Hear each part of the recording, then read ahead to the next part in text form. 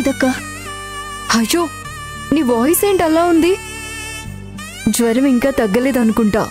లేదక్క, అమ్మ కషాయం చేసిచ్చింది. అది తాగిన తర్వాత నార్మల్ అయింది. ఇదేంటి, నీకెప్పుడు ఇలా సడన్ గా జ్వరం తలనొప్పి రాలేదు కదా? కొత్తగా ఏంటి ఇదంతా? బయట ఏమైనా ఐస్ క్రీమ్ తిన్నావా?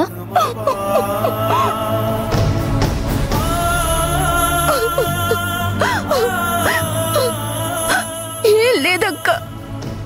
అది అయ్యో అఖిల, ఏడవద్దు. జ్వరానికి ఎవరైనా ఏడుస్తారా? ఏం కాదులే.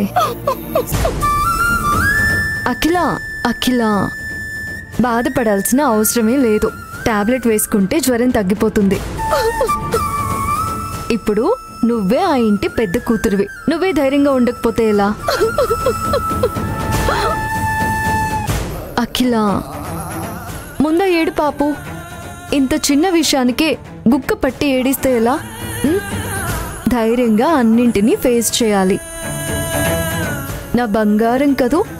నువ్విలా ఏడుస్తూ ఉంటే అమ్మ భయపడుతుంది. ఇప్పుడు ఇంటి బాధ్యత నీ మీదే ఉంది కదా, నువ్వు ధైర్యంగా ఉండు.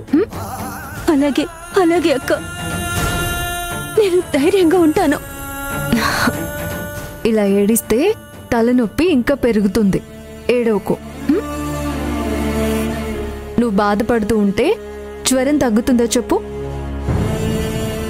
లైఫ్ అన్నాక ఇలాంటి చిన్న చిన్న సమస్యలు వస్తూనే ఉంటాయి. నీకేం కావాలన్నా ఈ అక్కుంది కదా, ఎందుకు భయపడుతున్నావు? ప్రశాంతంగా ఉండకిలా. ఏడవనక్క, ఏడవను. ఏం ఏడవను. చూడు అఖిల,